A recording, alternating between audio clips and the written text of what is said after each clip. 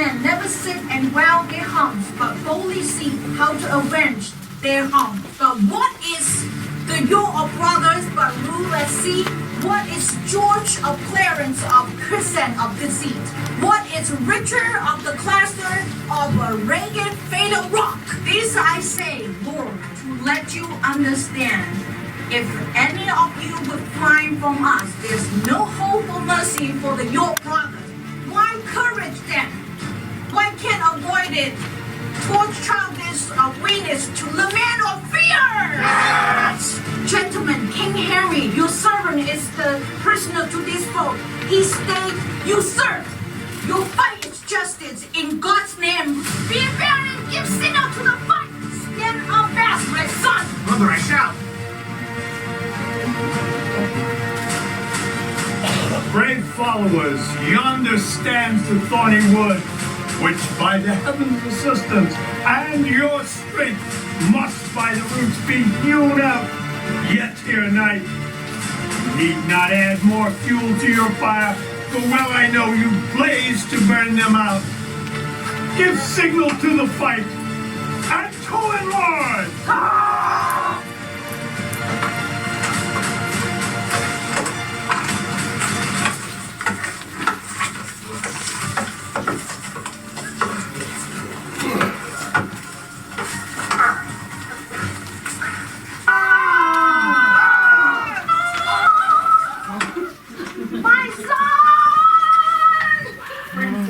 Boy, let us hear him speak. What could so young a thorn begin to prick? Edward of Lancaster, what satisfaction dost thou make for sparing arms, for stirring up my subjects, and for all the trouble thou hast given me? Speak like a subject, ambitious Edward of York, and resign thy throne, and where I stand, kneel thou. Thou art the traitor, and I am my father, England's true kings. Ah, that thy father Henry had been so resolved. That you, Margaret, might still have worn the petticoat and never stolen power from him. Thou must be born to pledge to bend. For God's sake, take away this captive scold. Nay, take away this scolding hunchback rather. Peace, willful boy, or I shall charm thy tongue. Lascivious Edward, perjured George, misshapen Richard, I your better, and traitors are all of you. Take that! Cross out, take that! Dare to clear me with perjury. Butchers! Valiants! Glad the king must kill me too! And shall. Hold, Richard, hold, for we have done too much. Why? She can fill the world with words? Quick, she swoons. Find means for her recovery.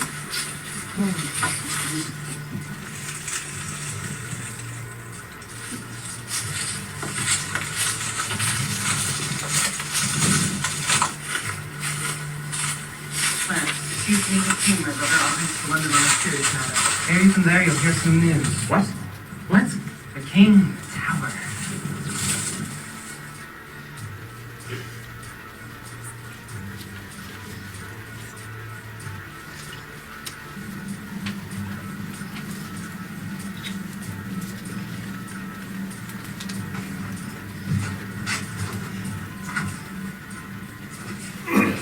Good day, my Lord Henry. Guard our books. Guard, Eagles.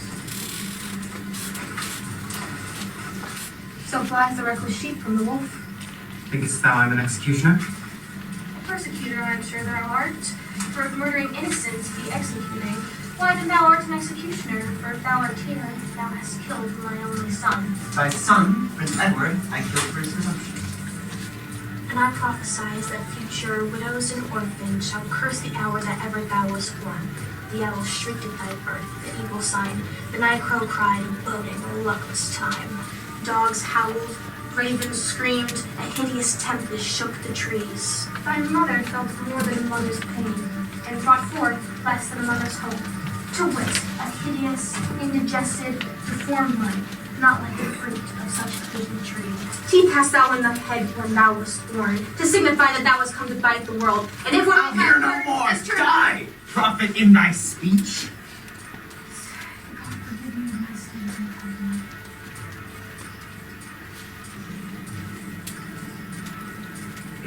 See how my dagger weeps for the poor king's death. May purple tears be always shed to those who wish the downfall of our house. And if any spark of life be yet remaining, down to hell, and say I sent thee thither. I have neither pity, love, nor fear, since the heavens hath shaped my body so. Let hell make crooked my mind so as to answer it. I'll throw thy body in another room. And triumph, King Henry, in thy day of doom.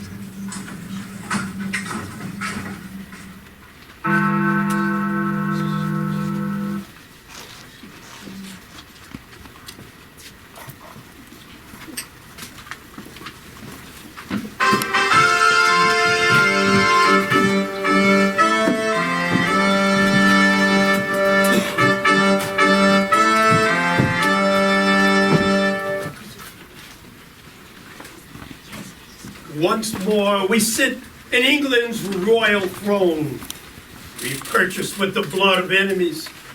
What valiant foemen, like sweet autumn's corn, have we mowed down like sweet autumn's corn.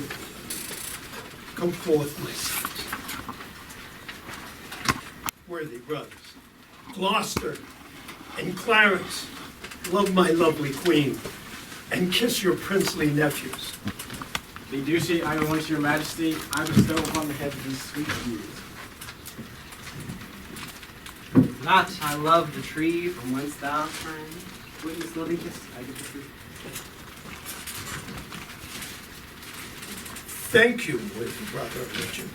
Now am I seated as my soul's delight, having my brother's loves and my kingdom's peace. And what would your grace do with Margaret? Away with her, banished hence to France. And now what remains but that we spend our time with stately triumphs and mirthful comic shows. My lords and my ladies, raise up your cups. Join our royal toast. Farewell, dark days and sour annoy. For here I hope begins our lasting joy. Long live the king! Long live the king! Long live the king! Long live the king! Long live the king! Long live the king! Long live the king! Long live the king! Long live the king! Long live the king.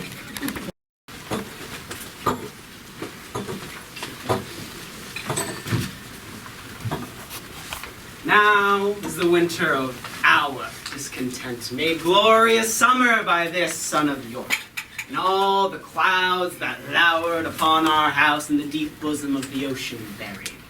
Now are our brows bound with victorious wreaths, our bruised arms hung up for monuments, our stern alarms changed to merry meetings, our dreadful marches to delightful measures.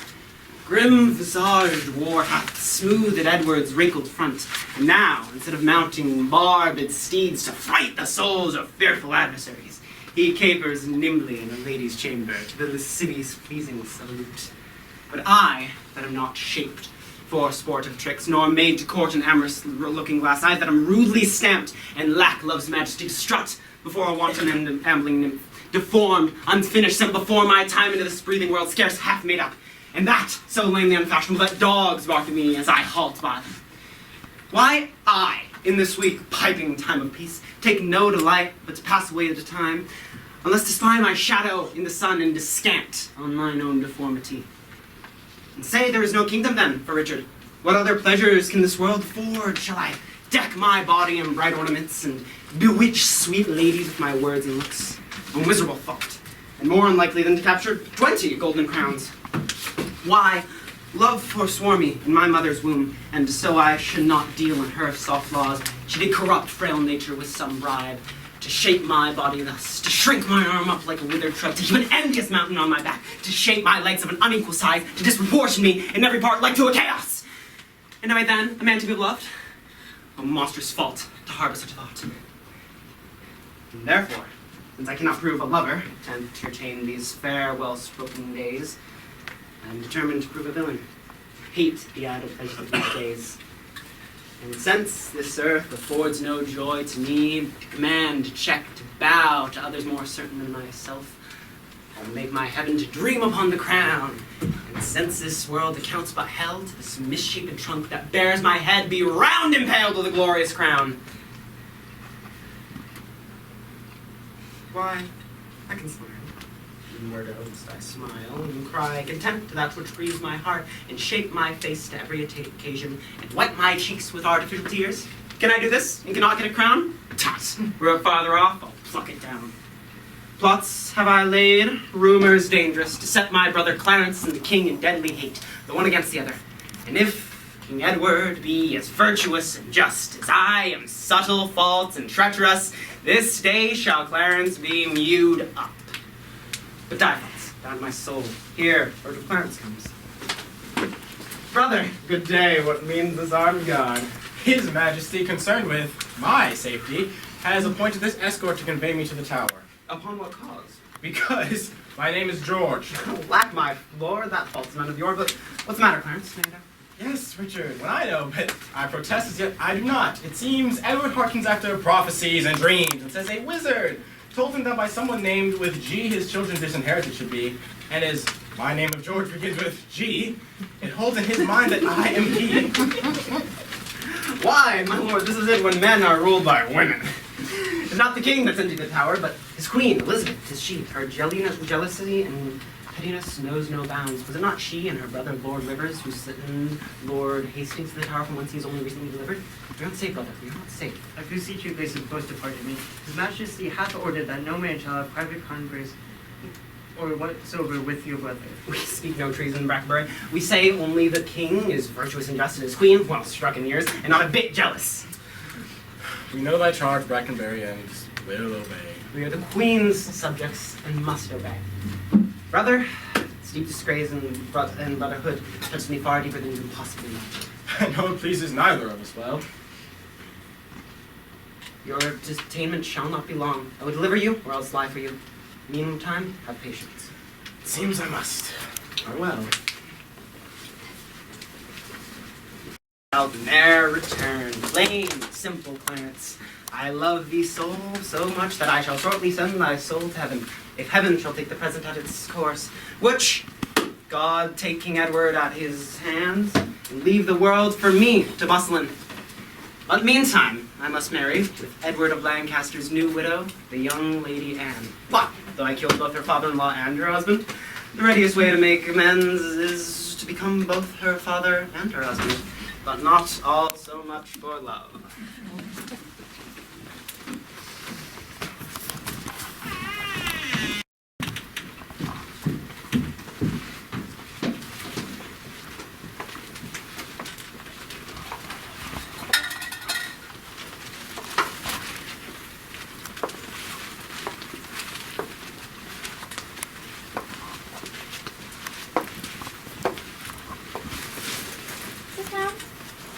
Sit down, Your Honorable Lord. Honor may be shrouded in a hearse, for key cold figure of a holy king, pale ashes of the house of Lancaster. Thou bloodless remnant on that royal blood, be it lawful that I call upon in thy ghost to hear the lamentations of poor Anne, wife to thy Edward, thy slaughtered son, stabbed by the self-same hands that made these holes. Oh, curse be the hands that made these holes. Curse the heart that had the heart to do it. Curse the blood that let this blood from hence. If he ever have child, abortive be it. If he ever have life, let her be made more miserable by the life of him than I was by the death of my lord and thee. Come now, gentlemen, to Tuesday Abbey. Let us go. Stay, you that bear the corpse, and set it down. What black magician conjures up this fiend to stop devoted charitable deeds? My lord, I beseech thee, stand back and let the coffin pass. Villains, set down the corpse, or by St. Paul, I'll make a corpse of him that disobeys. Pardon us? What? Do you tremble? Are you afraid? Alas, I blame you not, for you are mortal, and mortal eyes cannot endure the devil. Lady, sweet lady, be not so cursed. Foul devil, hence and trouble us not. Thou hast made thy happy earth thy hell. If thou delight to view thy heinous deed, behold this pattern of thy butcheries. Lady, you know no rules of charity which renders good for bad, blessings for curses. Villain, thou knowest no law of man, no beast so fierce, but knows some touch of pity. I know none, and therefore am no beast. How wonderful when devils tell the truth. More wonderful than when angels are so angry. Vouchsafe, divine perfection of a woman, of these supposed crimes give me leave but to acquit myself. Vouchsafe diffuse infection of a man, thou canst make no excuse worthy but to accuse thy cursed self. Fairer than tongue can name thee, let me have some patient leisure but to excuse myself. Fairer than heart can think thee, thou canst make no excuse worthy but to hang thyself. I did not kill your husband. Why then he is alive. Nay, he is dead and slain by King Edward's hand. Thou liest! Queen Margaret saw thy murderous sword smoking in his blood. I was provoked by her slender Thou tongue. was provoked by thy bloody mind. Didst thou not kill this king? I grant you. Dost grant me, hedgehog? Then God grants me too. Thou mayest be damned for that wicked deed. Oh, he was gentle, mild, and virtuous. All the better for the King of Heaven that hath him. Let him thank me that helped to send him thither, for he was fitter for that place than for earth. And unfit for any place but hell. One place else, if you'll hear me name it. Some dungeon. Your bedchamber. But, gentle Lady Anne, let us leave this keen encounter of our wits. Is not the causer of the timeless deaths of these good men, King Henry and Prince Edward, is blameful as execution? That was the cause and the most accursed effect. Your beauty was cause that effect. Your beauty that did haunt my sleep to undertake the death of all the world, so that I might live 1 hour in your sweet thought. If I thought that, I tell thee homicide, these nails should rend that beauty from my cheeks. These eyes cannot endure that beauty's wrath. You should not blemish it if I stood by. So all the world is cheered on by the sun. So I by that, it is my day, my light. He that bereft thee, lady of thy husband, did to help thee to a better husband. He better doth not breathe upon the earth. He lives that loves thee better than he could. Where is he? Here. Why dost thou spit at me? Which were mortal poison for thy sake. Never came poison from so sweet a place. Never hung poison on a fouler toad. Out of my sight. Thus in fact my eyes. Thine eyes, sweet lady, have infected mine. Were basilisk to strike thee dead. I would it were that I might die at once, for now it kills me with a living death. Those eyes of thine from mine hath drawn salt tears when thy warlike father, like a child, but the sad story of my father's death, and 20 times made pause to sob and weep, till all the standers by had wet their cheeks like trees bedashed with rain.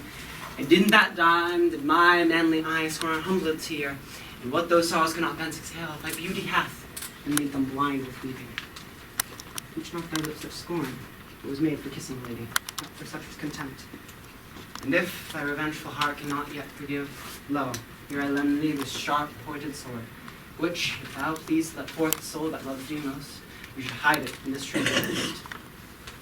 I humbly upon my knee do I await that I be struck. Nay, do not pause, for I did kill King Henry, which was thy beauty provoked me. Now dispatch, for I did kill Prince Edward, which was thy heavenly face that set me on. Take up the sword again, or take up me. Rise, dissembler. Although I wish thy death, I will not be thou executioner.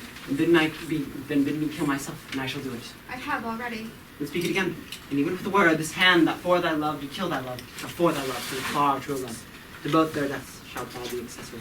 I would, I knew thy heart. Disfigured in my tongue. I bear me both and false. Never are men true. Farewell. Put up your sword. Say then thy peace is made. That shalt thou learn hereafter. Shall I live in hope? Oh man, I think so. Vouchsafe, wear this ring. To take is not to give. Look how my ring encompasses thy finger. Even so thy breast encloses my poor heart. Do both of them well, do both of them I find. And if thy poor devoted servant may humbly beg one favor on his knee, thou shalt make him happy forever. What is it? that you leave these sad designs to him that hath most cause to be a mourner, and presently journey to my London home. And after I have seen his body safely to the abbey, and wet his grave with my repentant tears, I shall return to you with all expedient duty. I do beseech you, grant me this boon. With all my heart, it joys me much to see you become so remorseful. Bid me farewell. This is more than you deserve. But since you taught me how to flatter you, imagine I've said farewell already.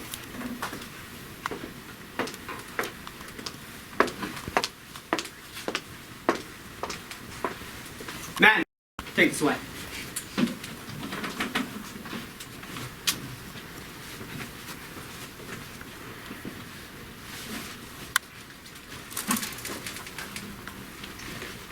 Was ever a woman in this humor won?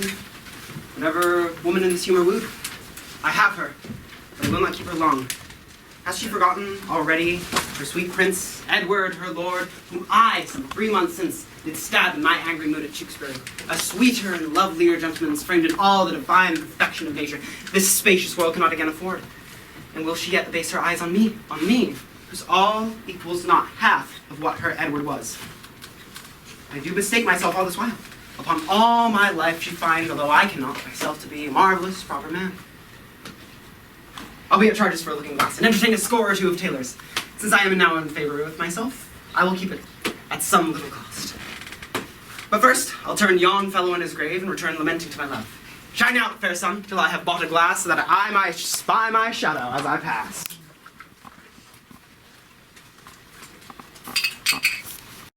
There's no doubt His Majesty will soon recover to his accustomed health. If he were dead, what would betide on me? No other harm but the loss of such a lord. The loss of such a lord includes all of us. The heavens will not be the goodly son to be your comforter when he is gone. However, he is young, and in his minority is put unto the trust of Richard Gloucester, a man who loves not me nor does he you. Is it concluded that he shall be Lord Protector? It's the king's intention, and shall be concluded, unless the king does not recover soon. Here comes Lords Buckingham, Hastings, and Stanley. Aye. Good morrow, my grace.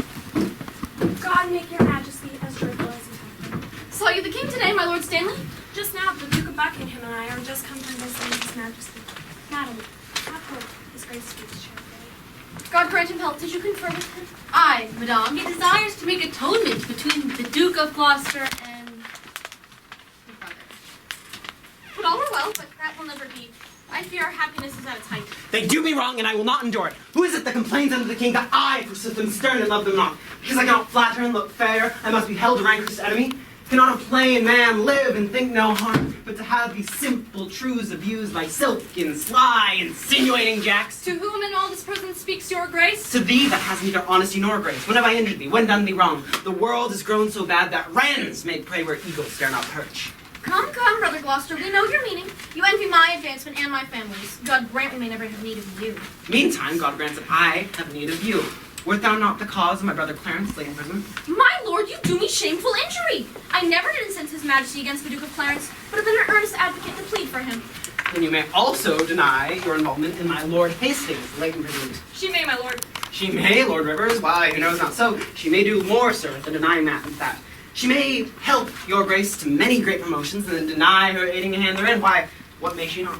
I have too long borne your blunt upbraidings and your bitter scoffs. By heaven, I shall acquaint his majesty of those gross taunts that oft we have endured. That you mean the falling of the king? Tell him, and spare not. I will avouch it in presence of the king. I dare us being sent to the tower. Ere you were queen, I, your husband king, I was a pack horse for his great designs, a weeder out of his adversaries, a liberal rewarder of his friends. To royalize your blood, I spilt mine own.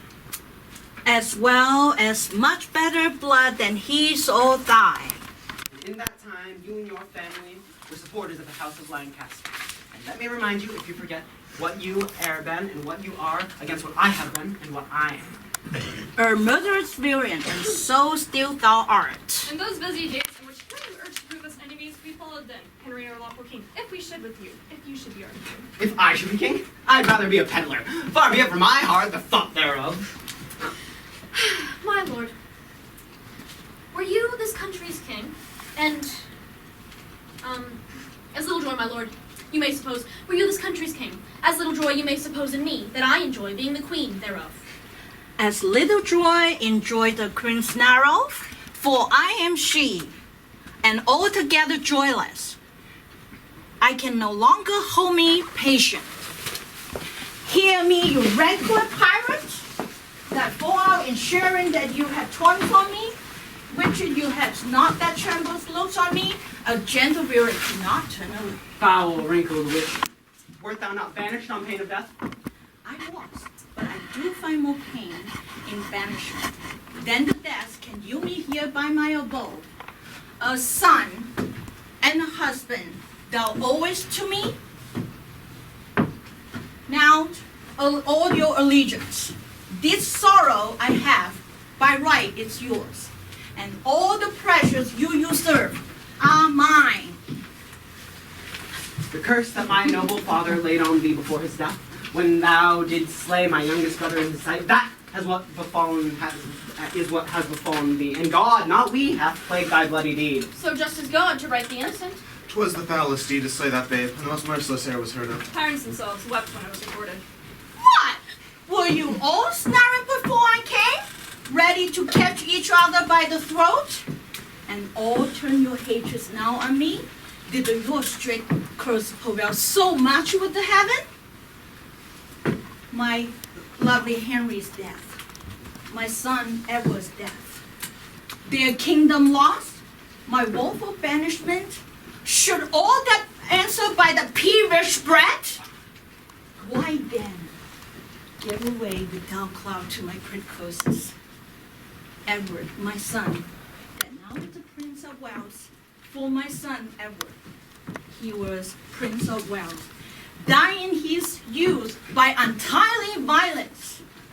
Thyself a queen, for me that always a queen. I'll live by glory like my wretched self. Long die before thy death by happy days. And after lengthened of hours of grief, thy neither mother, wife, nor England's queen. Rivers and Hastings, you will stand us by when my son was stabbed with bloody daggers. God, I pray that none of you may live his natural age. Hath done thy charm, thou hateful withered hag. And live out these days, for thou shalt hear from me. The one of conscience still be nor thy soul. Thy friend take traitors while thou livest, and take thee traitors for thee dearest friends. No clothes that dye thee eyes or die, unless it'll be while some tormenting dreams affright thee with the help of ugly devils. Thou eldest mark by rooting hawk, by lotus each of father's loin. Thou rake of honor, thou detested. Margaret, I call thee not. I cry thee mercy then, for I did think that you called me all those bitter names. I did, why? I look for no replies. Oh, let me make my appearance to the curse. It is already done by me, and it ends in Margaret. And thus you have breathed your curse against yourself. Oh, painted queen, the day will come, thou shalt hear from me, and help thee to curb these poisonous bunchback toads. Peace, peace, for shame, if not for charity. Oh, this fucking thy garment are not spotted with my family's blood. No doubt within my compass of the curse. Buckingham, take heed of yonder dog. Look, when he fawns, he bites. When he bites, his venom teeth will rankle to the death. Have not to do with him, beware of him. What does she say, my cousin of Buckingham? Nothing that I respect, my lord. What? Thou shalt worm the scorn of my gentle counsel and sue the devil that I won you from? Oh, remember this day when he shall take thy heart with the sorrow and say, poor Margaret was a prophetess. And live each of you to the subject to his hate, and he to all yours, and all of you to God. Her curses make my hair doth stand on end. So about mine. Okay, here comes Catesby from the King's Chamber. Madam, my gracious lords.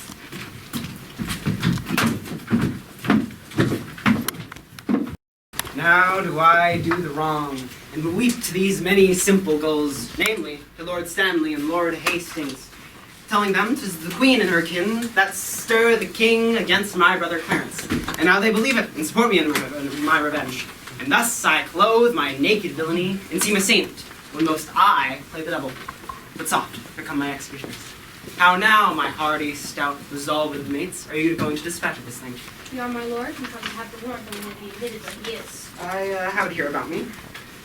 But, my good sirs, do not hear my brother Clarence plead, for he is well spoken, and may move your hearts to pity if you mark him. We go to use our hands and not our tongues. I like you lads. About your business straight. We will, my noble lord.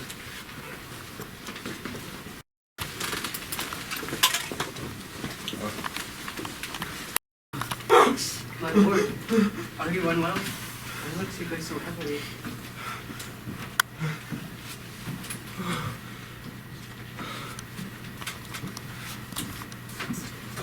Methought I'd passed a miserable night, so full of fearful dreams and ugly sights that, as I'm a faithful Christian man, I would not spend another such night, but for to buy a world full of happy days. So full of fearful dread was the time. What was your dream, my lord? I pray you tell me. Methought I had broken from the tower and was embarked to cross the Burgundy, and in my company my brother Gloucester, who tempted me to walk upon the hatches. As we paced along, methought my brother Gloucester stumbled and struck me, that thought to stay him overboard, into the tumbling billows of the main. Oh Lord, methought what pain it was to drown. The dreadful noise of water in my ears, but ugly sights of death in my eyes. Methought I saw 1,000 fearful wrecks, 1,000 men that fishes gnawed upon. Wedges of gold, great anchors, heaps of pearl, inestimable stones, unvalued gems, all scattered at the bottom. The sea. Awakened you in this whole agony? No. My dream was continued after life, and methought I saw a shadow come wandering by, like an angel. Bright hair, dabbled in blood, and he shrieked at me. Clarence has come. False, fleeting, perjured Clarence, who stabbed me in the field at Tewkesbury. And then began the tempest of my soul. Methought a legion of foul fiends environed me, and was howling in mine ears. And in this I trembling waked, and could not, but a season after, believe that I was in hell. Such a terrible impression made my dream. No marvel, my lord, that it awakened you. I am afraid, methinks, to hear you tell it.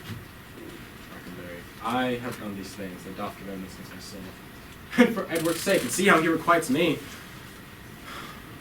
My good lord, I pray you stay by me a while. My soul is heavy, and my faint with sleep.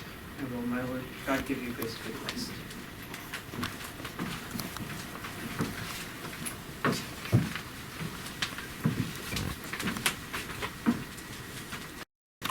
Oh, who's there?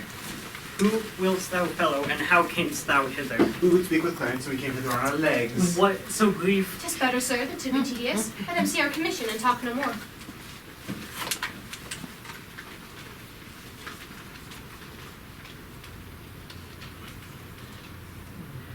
I am in this command to deliver the noble Duke of Clarence to your hands. I will not reason what is meant hereby, because I will be guiltless of the meaning. There lies the Duke, asleep, and there the keys. I'll to the king and signify to him that I have thus resigned to you my charge. 'Tis a point of wisdom. Fare you well. Shall I stab him as he sleeps? No, and he'll say we stabbed him when he'll send him to the coward when he wakes. Why, he shall wake till the great judgment day. And he'll say we stabbed him sleeping. The urging of that word judgment hath bred a kind of remorse in me. What, art thou afraid? Not of killing him, having a warrant, but to be damned for killing him, from which no warrant can defend me. I thought thou hast been resolute. So I am, to let him live. I'll back to the Duke of Gloucester and tell him so. Nay, prithee stay a little. I hope this passionate humour will change. How dost thou feel thyself now? Aye, some dregs of conscience are yet within me. Remember our reward when the deed's done. Zounds, he dies! I had forgotten the reward. Where's thy conscience now? Oh, and the Duke of Gloucester's purse. When the Duke of Gloucester opens his purse, thy conscience flies out. 'Tis no matter, let it go. There are few and none that'll entertain it. What becomes of thee again? I'll not meddle with it. It makes a man a coward. It beggars any man who keeps it. Any man who wishes to live well will endeavor to trust himself and live without it. Zounds, even to my elbow, persuading me not to kill the Duke. Take the devil in thy mind and believe him not. I'm strong-framed. He cannot prevail with me. Spoken like a strong man who respects thy reputation. Come, shall we forward? Stop. He wakes. Strike. No, we'll reason with him. Keeper, fetch me a cup of wine. You'll have wine enough, my lord. Not. God's name, what are you? A man, as you are. But not as I am. Royal. Nor you as we are. Loyal. Wherefore do you come? Who sent thee hither? To murder me. You scarcely have the heart to say, and thus cannot have the heart to do it. Wherein, my friends, have I offended you? Offended us? You have not. But the king. I shall be reconciled with him soon enough. Never, my lord, therefore prepare to die. Are you compelled among a world of innocents to slaughter me? What is my charge? Where is the evidence that doth accuse me? The deed you undertake is damnable. What we do upon command. And he that hath commanded is our king. The great king of kings hath commanded that thou shalt do no murder.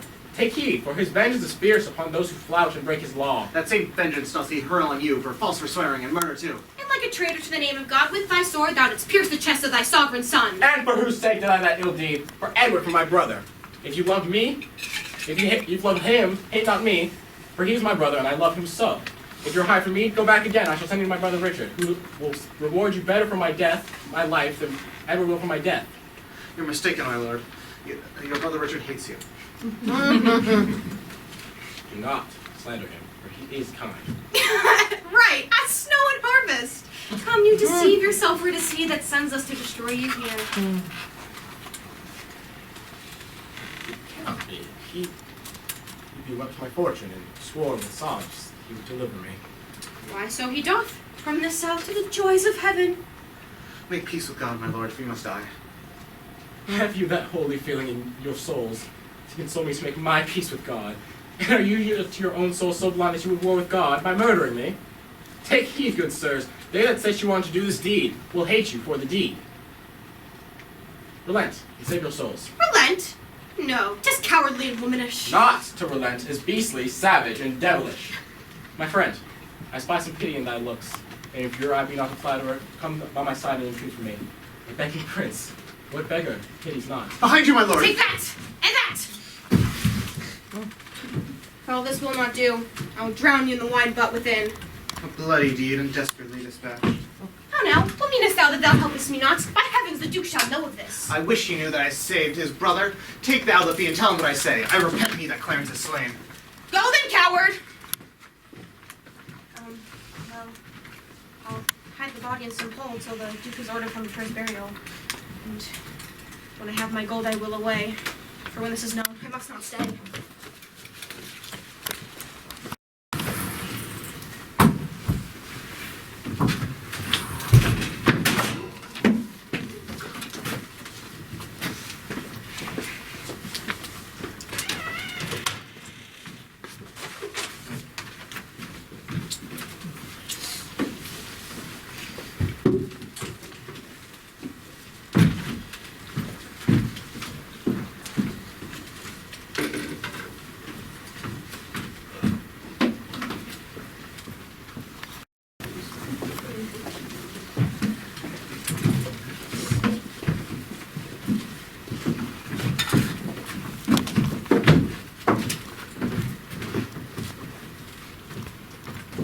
Why so? I've done a good day's work. You peers continue this united league. I every day expect an embassage from my Redeemer to redeem me hence. And more at peace my soul shall part to heaven, since I have made my friends at peace on earth. Rivers, Hastings, take each other's hands. Dissemble not your hatred. Swear your love. By heaven, my soul is purged from grudging hate, and with my hand I seal my true heart's love. So thrive I, as I truly swear the like. Now, princely Buckingham, seal thou this league by embracing my queen and her nearest kin. Make me happy in your unity. If ever Buckingham doth turn his hate upon you or yours, God punish with hate in those where I expect most love. If I am ever in need for a friend, and most assured that he is a friend, be treacherous and full of guile be he unto me. This I do beg of God, if ever I am cold to you or yours. A pleasing cordial, princely Buckingham. Is this thou vow to my sickly heart? There wanteth now our brother Gloucester here to make a blessed period of this peace. And in good time, here comes the Duke now. My sovereign lord and queen, good morrow. Happy indeed. As we have spent the day, Richard, we have done deeds of charity, made peace of enmity, and fair love of hate between these swelling, wrong incensed peers. Noble duty, my most sovereign lord. And if any among this princely heap by false intelligence or wrong surmise holds me a foe, I do desire to reconcile me to his princely peace. Disact me to be at enmity. I hate it and desire all good men's love. First, madam, I entreat tributes of you, which bought are my duties, sir. Cousin of Buckingham, of you, if any grudge be lodged between us, Lord Hastings, Lord Stanley of you, and of you, Lord Rivers, who, without my deserving it, hath frowned upon me. Indeed of all, I thank God for my humility. Holy for my sovereign lord, I do beseech your highness to take your brother Clarence to your house. Madam, have I offered love for this, to be so flouted in front of such a princely heap? Who knows not that my brother Clarence is dead? Dead? Who knows not he is dead? Who knows he is? Is Clarence dead? The order was reversed. But he, good sir, by your first order died. My lord, who sued to him for me? Who in my wrath kneeled at my feet and bid me be advised? Spoke of brotherhood, spoke of love. Who told me on the field at Tewkesbury when Oxford had me down, he said, "Dear brother, live and be a king." All this for my remembrance, whose rage has sinfully plucked. Not a man among you has so much grace as to put it in my mind. Oh, God. I fear thy justice will take hold on me, on you, and mine and yours for this. Hastings, help me help me to my bed. Poor Clarence. Poor Clarence.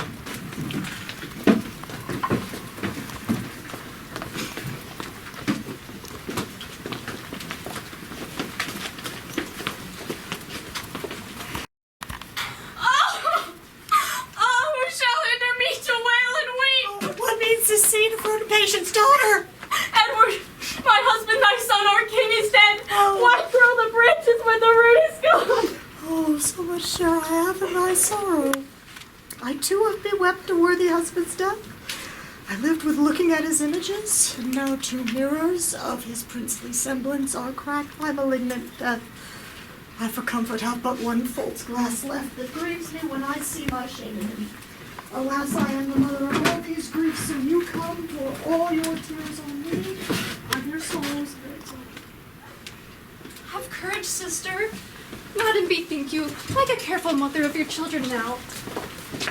Sister, have comfort. All of us have cause to wail and weep at the dimming of our shining star. But none can help our harms by living. Madam, my mother, I did not see your grace. Humbly on my knee, do I crave your blessing. God bless thee, and put meekness in thy breast, love, charity, obedience, and true duty. Thank you. May I die a good old man. That is the bad end of a mother's blessing. I do more that her grace leave out. You cloudy princes and heart-sorrowed peers, cheer in each other's love. Though we have spent the harvest of our king, we are to reap the harvest of his son. So I say, with some little train, we shall venture forthwith to Ludlow to bring the prince here to be here crowned our new king. Why with only some little train, my lord? Mary, in case the citizens should fear that the wounds of our newly healed malice have broken out, the appearance of a threat, as well as the threat itself, ought to be prevented. I hope the king made peace with all of us, and that the compact is firm and true in me. And in me, and so I think in all. But since it is but green, we should leave it to no apparent likelihood of breach. So I say with noble Buckingham, that I think it wise that so few of us should go to fetch the prince. And so say I. Madam, my mother, and you, sister, go you with us to give what good blessings you may? With all our hearts.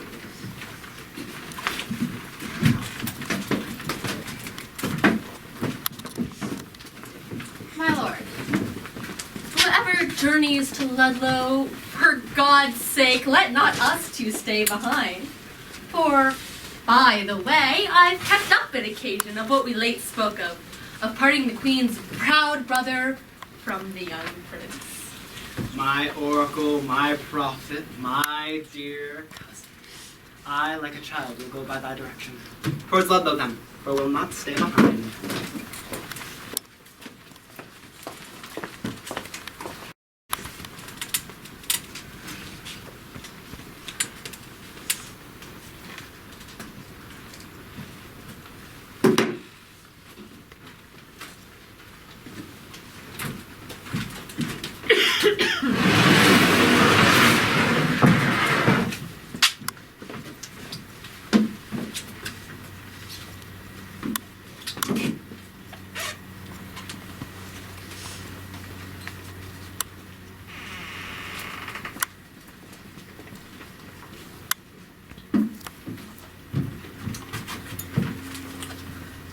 Last night, I hear the group lay at Stony Stratford.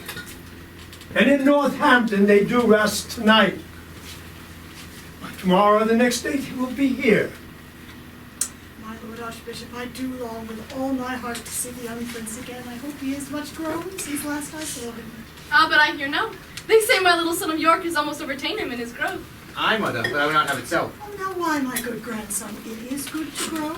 Grandam, one night as we did sit at supper, my uncle Rivers did talk how I grew more than my brother. Aye, quoth my uncle Gloucester. Small herbs have grace, great weeds do grow apace. And since methinks I not grow so fast, because sweet flowers are slow and weeds make haste. Good faith, the saying did not hold in him that said it. Richard was the wretchedest thing when young, so long a-growing and so leisurely that, if his rule were true, he would be gracious. And so no doubt he is gracious, my gracious madam. Oh, I hope he is, but yet let mothers doubt.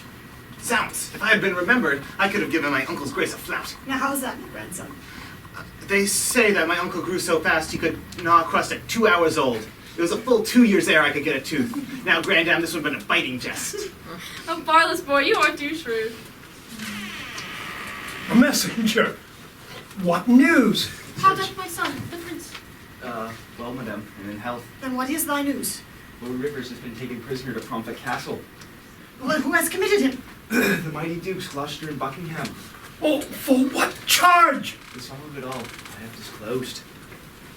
Ah me, I see the ruin of our house. The tiger has seized the gentle deer. Come, my son, we will to sanctuary. Madam, farewell. No, nay, I will go with thee. Go, my gracious ladies, thither bear your treasure and your goods. I will help you all I can. Quickly, follow me to the sanctuary.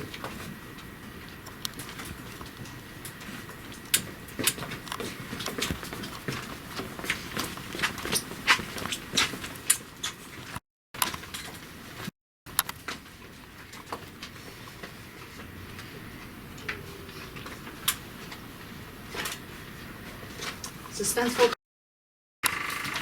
Welcome, sweet prince, to London. Welcome, dear nephew. The weary way hath made you melancholy. No, but our troubles on the way have made it bleak, wearisome, and heavy. I want more uncles here to welcome me. Dear nephew, the unattained virtue of your years hath not yet dived into the world's deceit. No more can you distinguish of a man than of his outward show, which, God he knows, seldom or never jumpeth with the heart. Those uncles you wanted were dangerous. Your grace attended only to their sugared words, and heeded not the hidden poison of their hearts. God keep you from them, and from such false friends. God keep me from false friends, but they were none. My lord, the Mayor of London and the Archbishop come to greet you. God bless your grace, with health and happiness. God bless. Welcome, good my lords, and welcome all. I thought my mother and brother would have long ere met us on the way. Fie, what a slug is Hastings, that he comes not whether to tell us that we'll come or no? Here comes the sweating lord now. Welcome, my lord. Where is my mother? On what occasion, God knows, not I. The Queen, your mother, and your brother York have taken sanctuary. The Prince, your brother, would indeed have come to meet your grace, but by his mother was forcefully withheld. God, what indirect and peevish course is this of hers? My lord Archbishop, will your grace persuade the queen to bring the Duke of York unto his princely brother presently?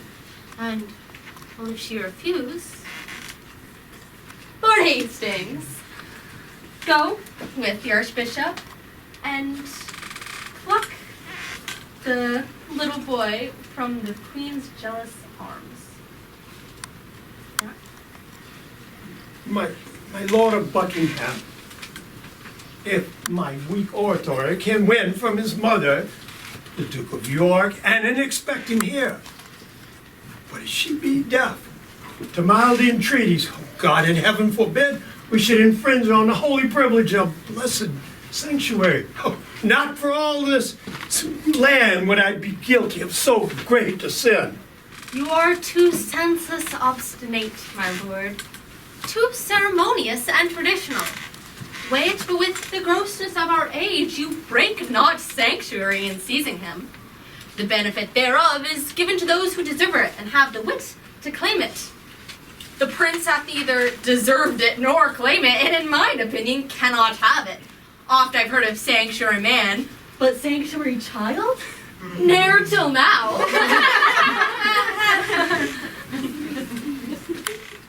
My grace, you have overruled my mind for once.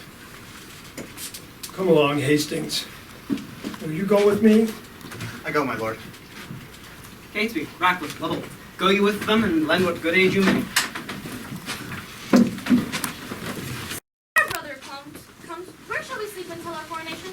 Wherever it seems fit to your royal self. If I may counsel you, some day or two, your highness shall repose you at the tower. I do not like the tower of any place. So why so young, they say, soldier never lived long. What say you, uncle? I say only true fame lives long. They say Julius Caesar started the tower. That Julius Caesar was a worthy man. I'll tell you what, my cousin Buckingham. Yes, my lord? If I live until I be a man, I shall win our ancient right in France again.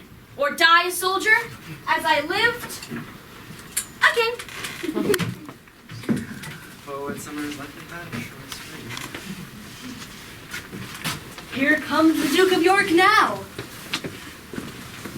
Richard of York, how fares our loving brother? Well, my twin ward, as I must call you now. Hi, brother. To our grief, as it is yours. Too soon our father was taken, and by his passing, the title has lost much majesty.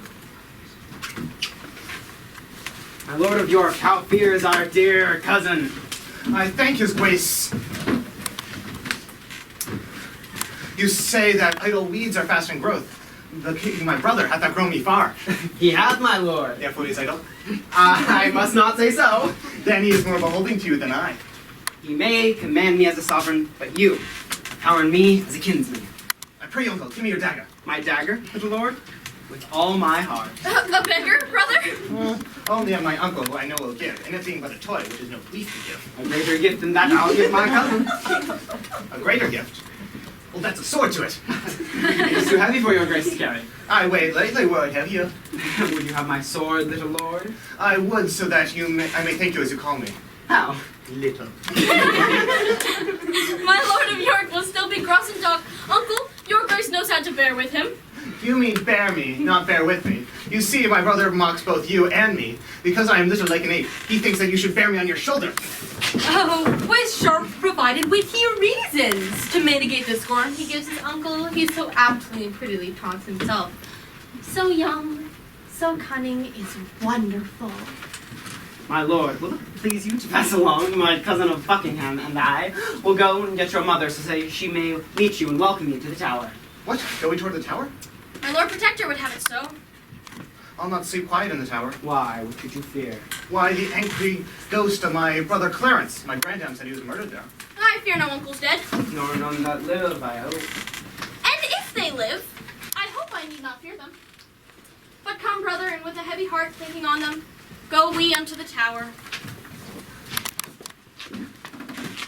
Thank you, my lord.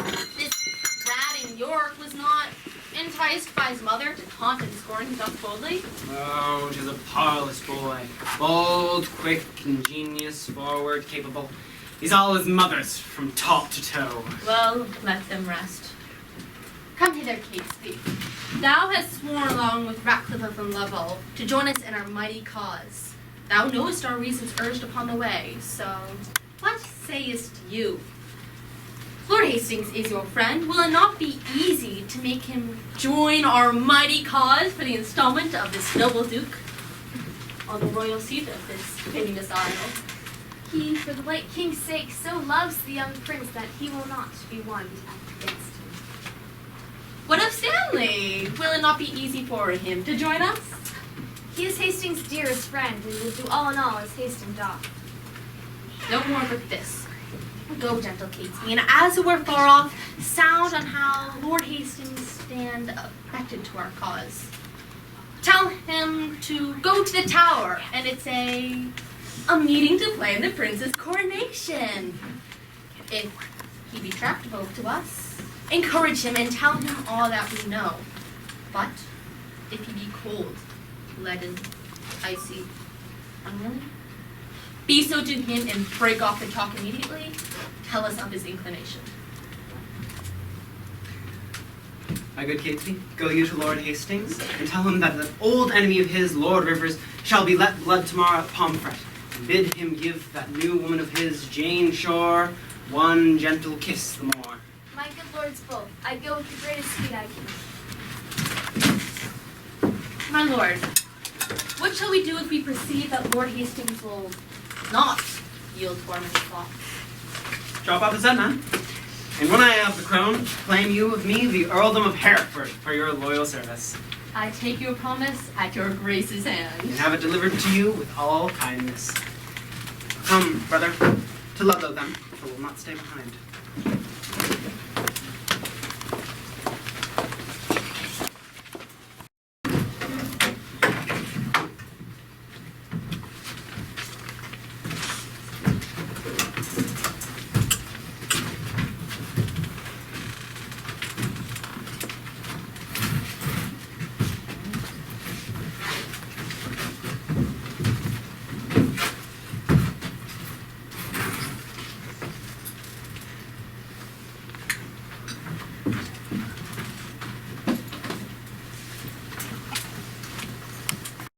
Lord Stanley, What is the clock? upon stroke of 4. Can my Lord Stanley not sleep these tedious nights? So it appears from what I have to say, but first he commends and cheers himself. Then what? Then he begs me to tell you that this night he dreamt the boar had raised off his head. There is a separate council kept that meets this day before you and he are to meet at the tower, and he bids me tell you that he fears what was decided at the first meeting shall make you rue the second. Therefore he sends to know your lordship's pleasure to presently to approach him, and with all speed take person of sanctuary shall the danger of his soul belongs. Go, fellow, go. Return unto thy lord. Bid him not fear this separated council, for his honor and I are at one, and at the other is my good friend Catesby, where nothing that happened can touches us. And whereof he shall not give us good warning. And for Stanley's dream, I think him so simple to believe the mockery of unquiet slumber, to fly the boar before the boar pursues, and to incense the boar to follow, and make pursuit where he did mean no chase. Go, return unto thy lord, and bid him rise, and together we shall ride towards the tower, where he shall see that the boar will use us kindly. I'll go, my lord, and tell him what you say. How is my noble lord? Good morrow, Catesby. My earl are stirring. What news in this our tottering state? It is a reeling world indeed, my lord, and I believe it will never stand upright till Richard wear the garland of the realm. The garland, dost thou mean the crown? Aye, my good lord. I'll have this crown of mine cut from my shoulders before I see the crown so foul misplaced. Canst thou guess he doth aim at it? I am my life, and he hopes to find you forward upon his party to the gain thereof. And thereupon he sends you this good news, that this same very day your enemy, the brother of the queen, must be let blood at Pomfret. It is true I'm no mourner for that news, but that I will give my voice on Richard's behalf to bar my master's heir in true descent, God knows I will not do it to the death. God keep your lordship in that gracious state of mind. And I'll laugh a 12 months hence to think I live to see my enemies fall. 'Tis a vile thing to die, my lord, when men are unprepared and look not for it. Oh, monstrous, monstrous, but 'twill do for some men who think themselves safe, as thou and I, who, as thou know, are close to Princely Richard and Buckingham. The princes both make high account of you, for they count your head upon the bridge. I know they do, and I well deserve it. Stanley, where's your boar spear, man? Fear you the boar and yet go so unprovided? My lord, good morrow, Catesby. You may jest, but by the Holy Cross, I do not like these separate councils. I fear for my life as much as you do, but think that we are secure at beach so triumphant as I am? Pray God, I hope I prove a needless coward. What, shall we toward the tower then? The sun's rising. Aye, let us away. Is that you there, my lord of Buckingham? Marry, it is. Good morrow, dear cousin. What, had you toward the tower too? Aye, though we cannot stay long. I will return before your lordship hence. No, 'tis like enough, for I'll take luncheon there. And supper too, though I'll not know a tip yet. Will you come with me? Gladly, I'll wait upon your lordship.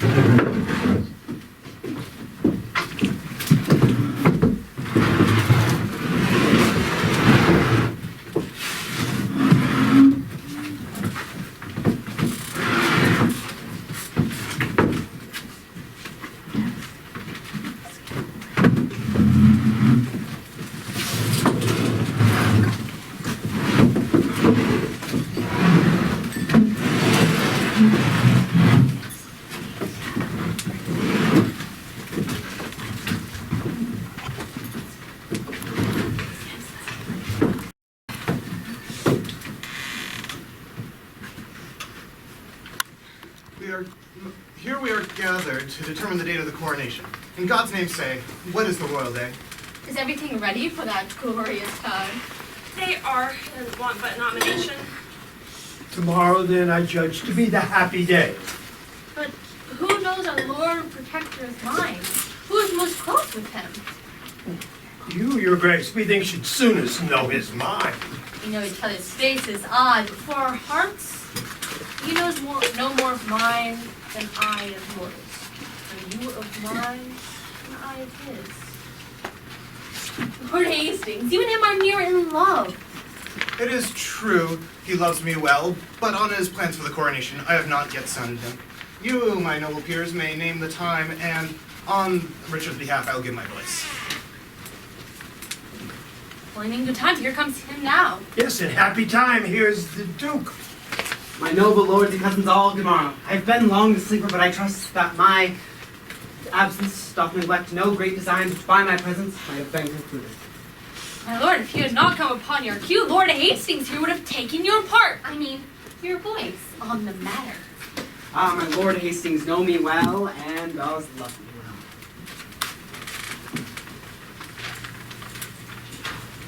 My good Lord Archbishop, when last I passed your house, I saw in your garden there good strawberries. I do beseech you, send for some of them. Marion will, with all my heart. Cousin, a word with you.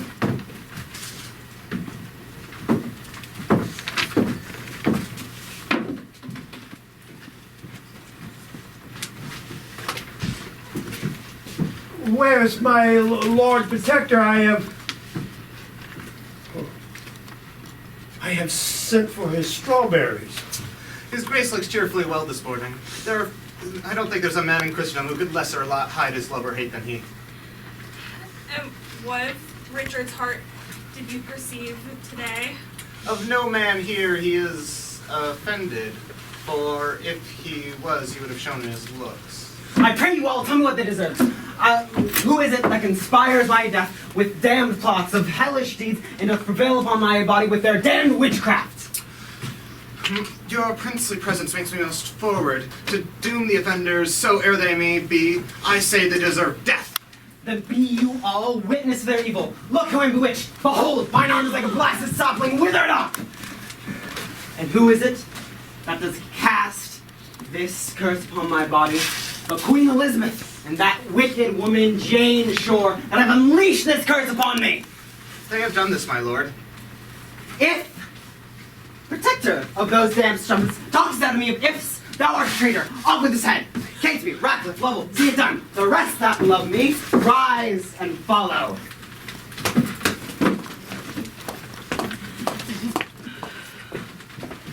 Woe, woe for England, not a whit for me, for I too fondly have prevented this. Come, dispatch. The Duke will be at dinner. Make a short shrift. He longs to see your head. The cat, the rat, Lovell the dog, now rule all of England under the hog. Dispatch, my friend, 'tis useless to delay. Aye, take me to the block, bare my head. They smile at me who shall soon be dead.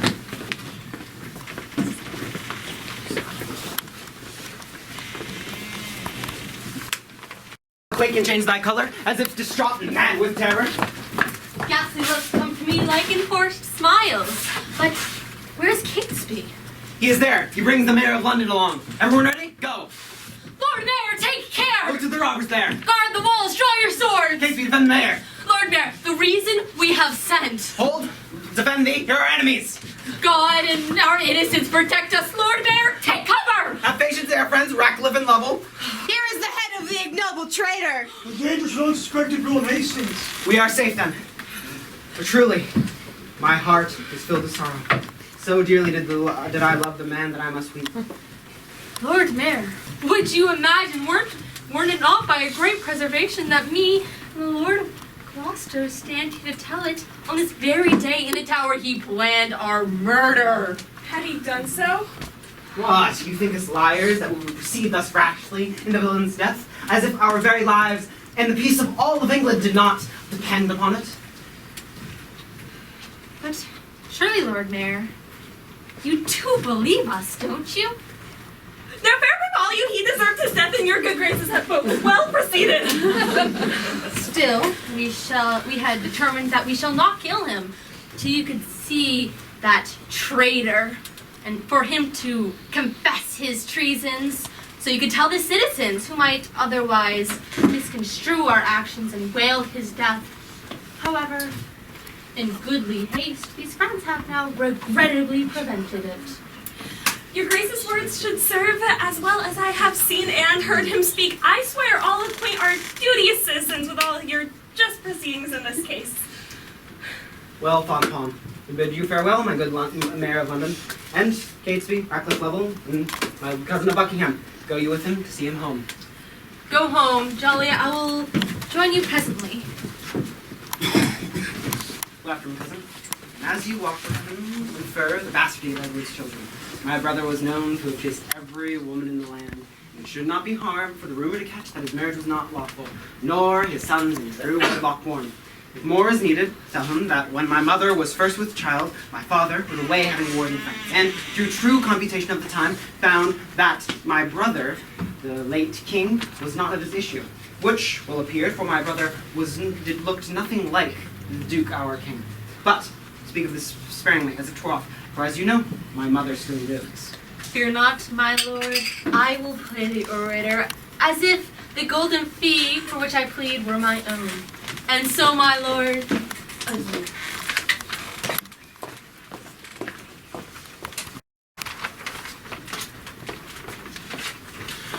Here is the indictment of the good Lord Hastings, which, as I am scribe, have written out, that it may be today read over at St. Paul's.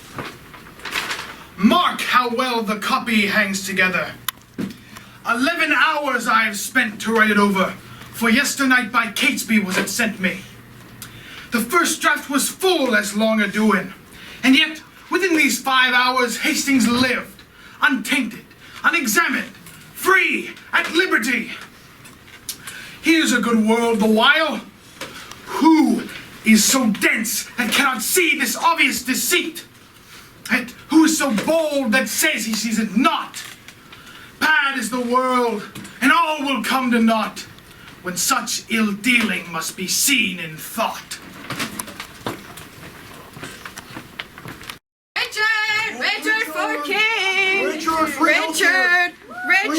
Richard loves you guys. He's gonna give you free stuff, living wages. Have you heard about our gracious Lord Richard?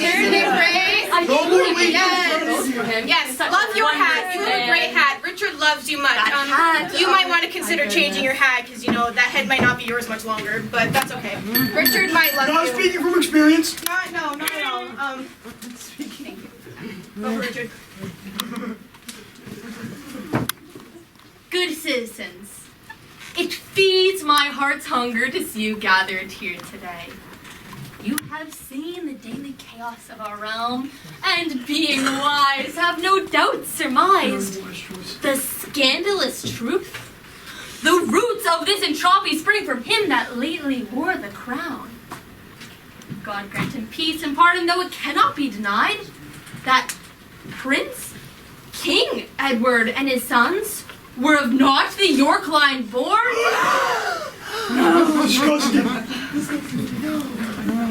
What shall we do then, friends? Let bastards sully the royal seat? Let the throne line pray to foreign rogues who would thus usurp it? Nay! There is still one path by God's immortal grace that lies ahead of us.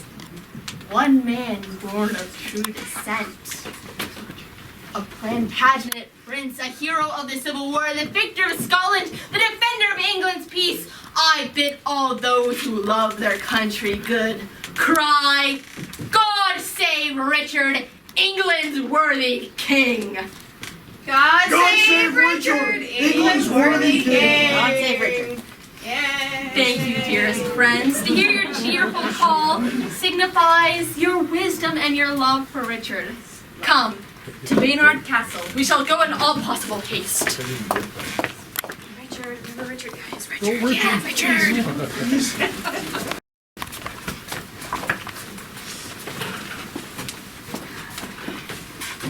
How now? Citizens. Citizens, our mom and say not a word. Touched you on the bastardy of Edward's children? I did. I also described his resemblance not being like your father, the Duke. With all, I did infer your lineaments being the right idea of your father in both form and nobleness of mind. Laid open to all your victories in Scotland, your discipline in war, wisdom in peace. Indeed, I left nothing of your sort untouched or slightly handled. And when my oratory drew near its end, I bid all those who love their country good cry, God save Richard, England's worthy. And did they so? No, but like dumb statues or breathing stones, they spake not a word.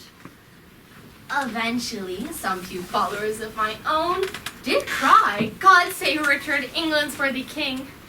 So, we returned, came here. Will not the mayor and his brethren come? The mayor and his brethren are here. Pretend some shock or fear. Go up to the ledge and let Catesby and I play our parts. Have no fear, cousins, for you shall see, I will well do my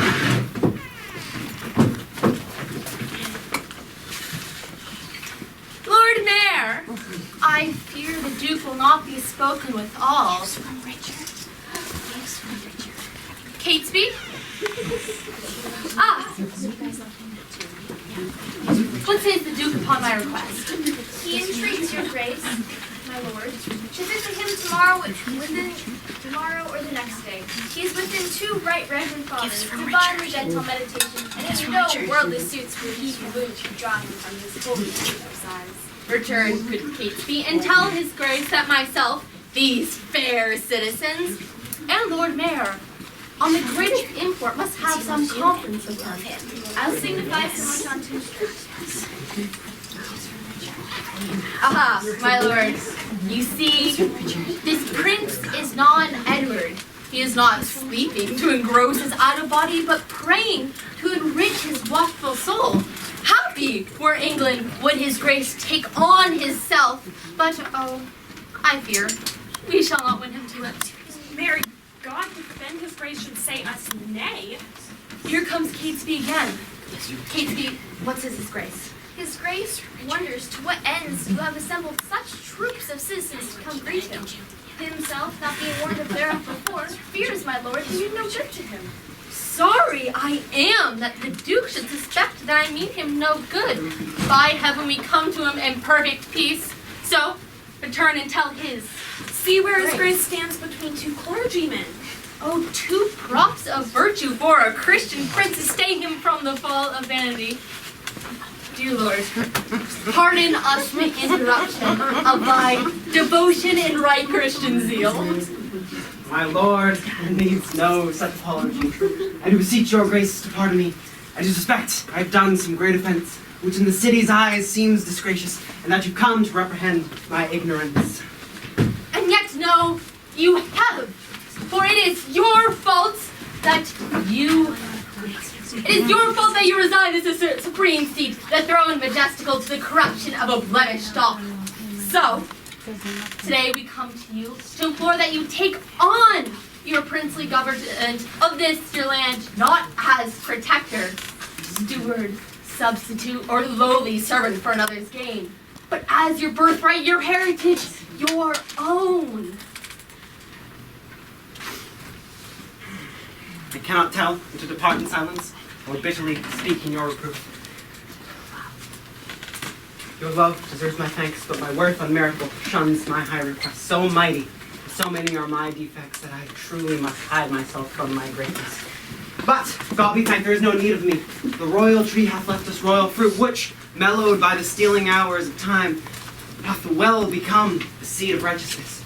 Of a young prince do I lay, which you would lay on me, the rights and fortune of England's throne, which, God forbid, that I should reign from him. This shows conscience in his grace. You say that the princes are the king's sons, so say we too. But not by Edward's wife, nor is that wife a wife by law, nor is your brother, God rest his soul, a fit occupant for the royal seat.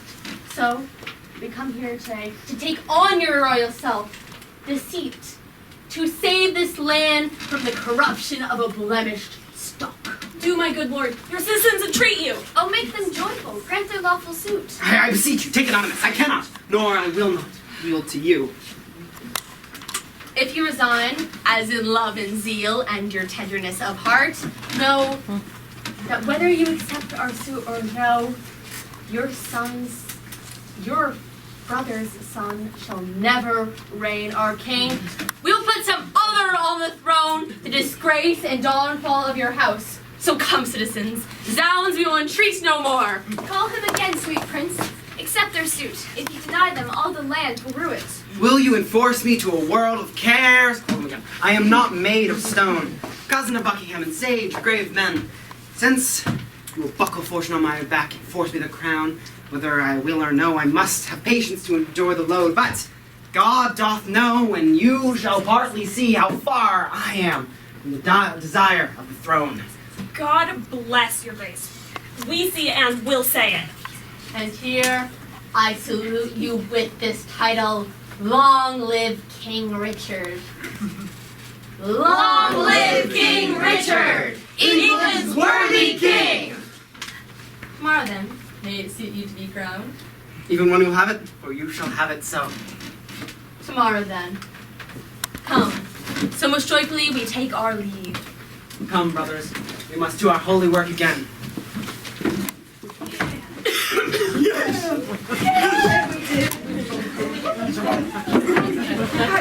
He's gonna be king, yes!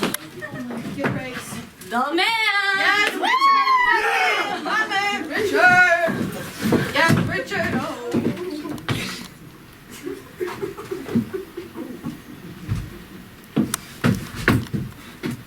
Intermission. Out of the pool at the exact same place, like for the entire season, so I had like just a permanent bruise. Come, ma'am, come. I in all haste was sent to bring you to Westminster, for within this hour you at Richard's side must be crowned our queen. And I, with all unwillingness, will go.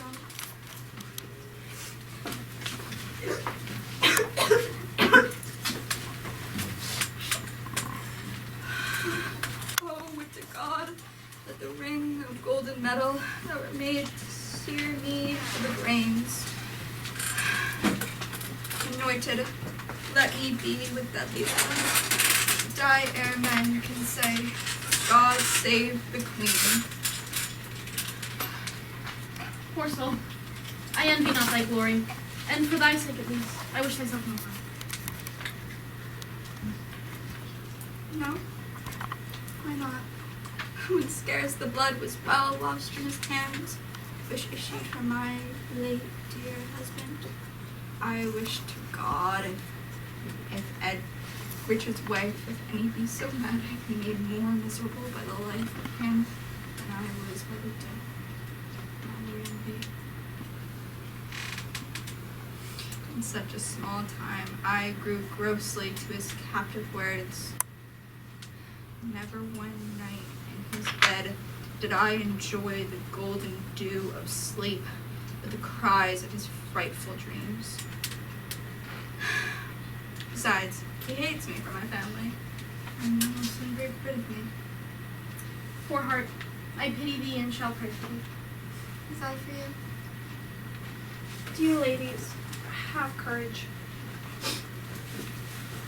All may not yet be lost. I must take care, for I have a young son who resides with me here in London. But should you or yours ever find England to be unsafe, remember well that I can convey letters to my stepson, Henry, Earl of Richmond, who stands across the sea in France with an army of his own, ready to defend any and all who may seek his aid. Come, ma'am. Let us go. Adieu, dear friends. Good angels protect thee.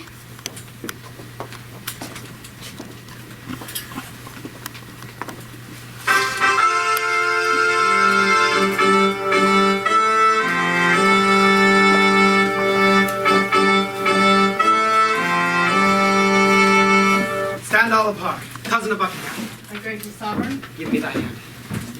Thus I, by thy advice and thy assistance, is King Richard seated.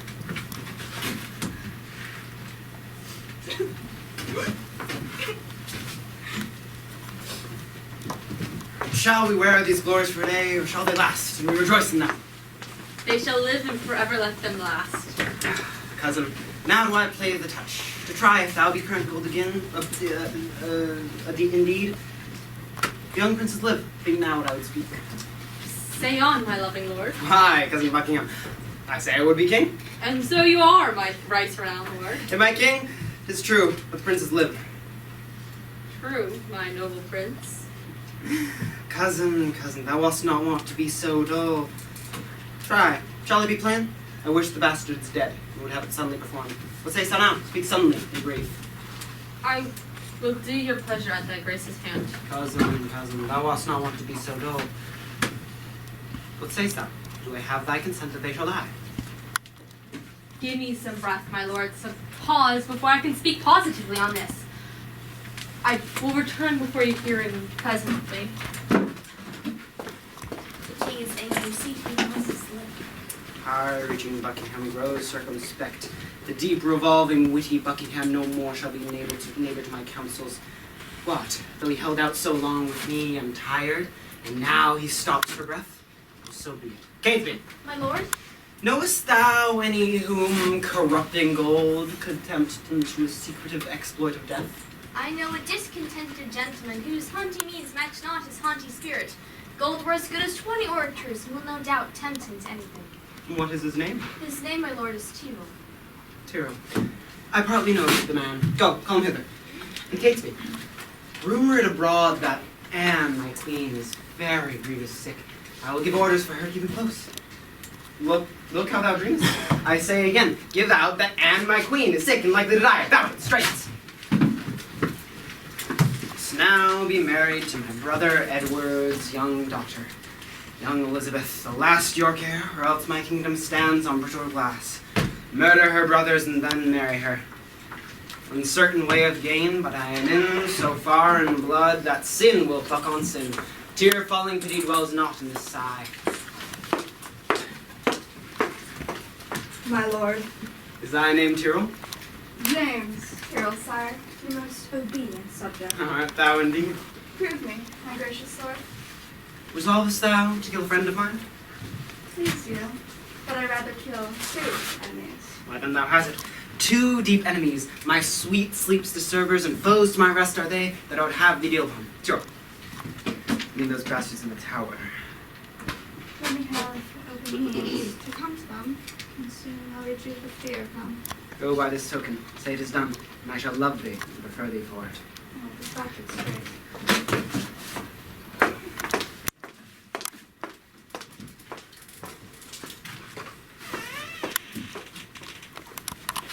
My lord, I've considered it in my mind the lay requesting which you did sound in the end. Well, let that rest. I hear it rumored some kindred of Queen Elizabeth, including the Earl of Dorset, have fled to Richmond's camp. Good news, my lord. Stanley, Richmond is your wife's son. Look into it. My lord, I've come to claim the promise, by due promise, that you said I shall possess. The earldom of Hereford and all of its movables, the gift in which you said I shall have. Okay, Stanley, look to your wife. If she conveys letters to Richmond, you shall answer them. About it, straight. What says your highness upon my request? I do remember me.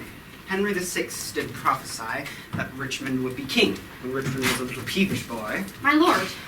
How chance the prophet could not have told me, I being by that I should kill him. My lord, the promise of earldom. Richmond, Bard of Ireland, told me that I should not live long after I saw Richmond. My lord! What's o'clock? Am I thus bold to put your mind of which you have promised me? Well, but what's o'clock? On the strike of 10. Well, let it strike! Why let it strike? Because that, like a jack, thou keeps the stroke. Betwixt thy begging and my meditation, I am not in giving vain today. Why, tell me whether you will or no. Thou troubles me. I am not in the vein. And thus he repays me with contempt? I made him king! Oh, let me think on Lord Hastings and be gone to Richmond's camp while my fearful head is still on.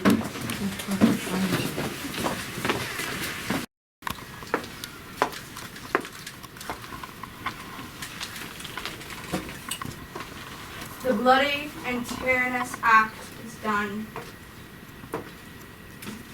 The most arch deed of hideous massacre that ever yet this land was guilty of. The 2 assassins whom I hired to do this piece of ruthless butchery were ruthless villains, the most bloody dogs.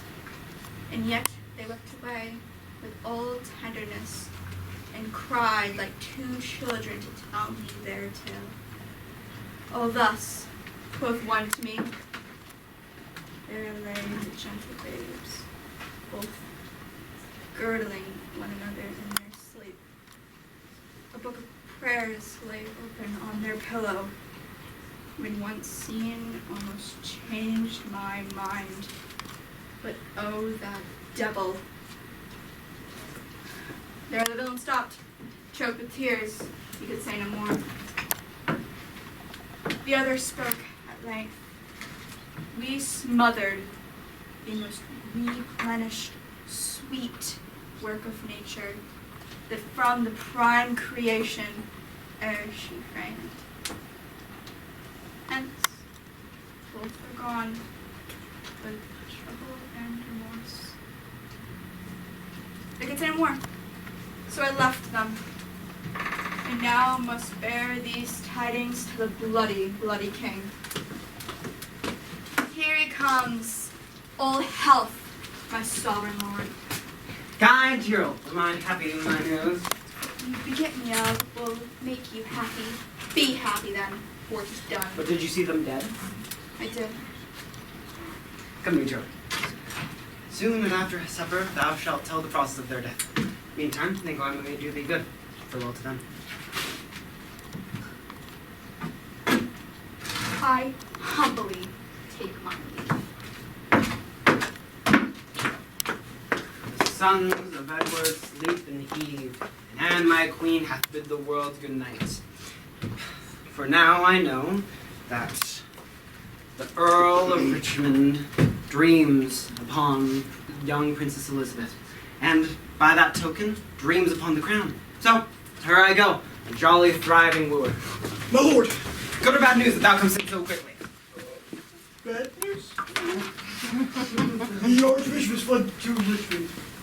And the Duke of Buckingham as well. I hear the Duke has formed an army of his own. Then fiery expedition be my wing. Go, muster men, my counsel is my shield. We must be brief when traitors brave the field.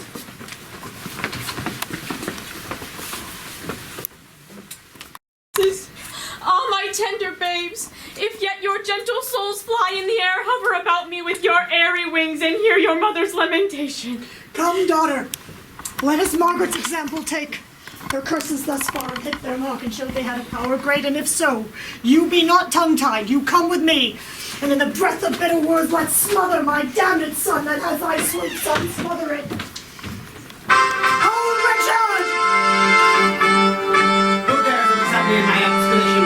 For she who should have intercepted me by strangling me in her accursed womb. Tell me, thou villain slave, where are my children?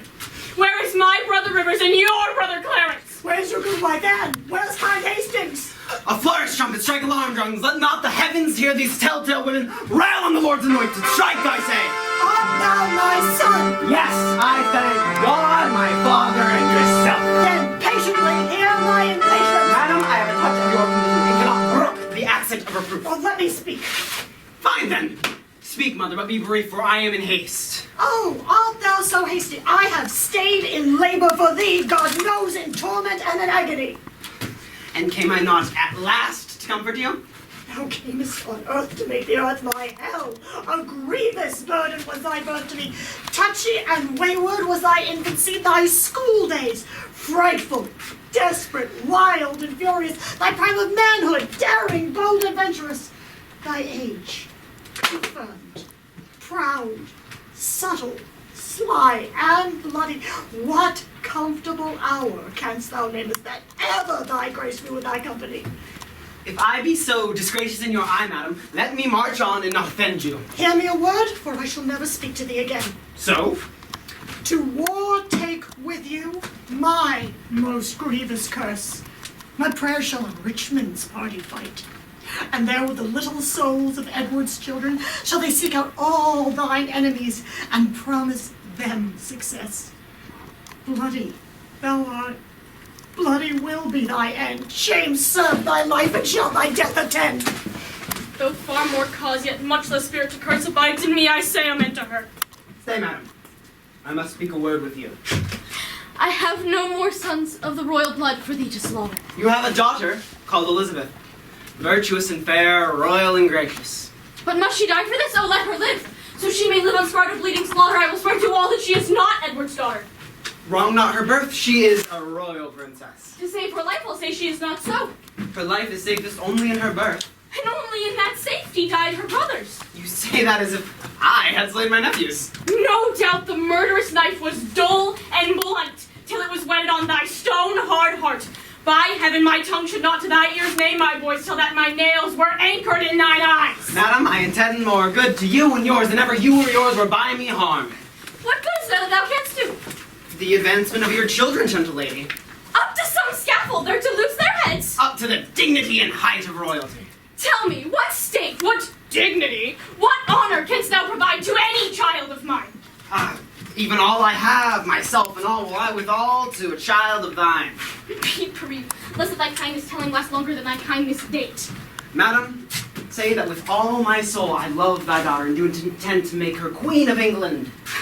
Well, then who dost thou mean shall be her king? Even he who should make her queen, why, who else should be?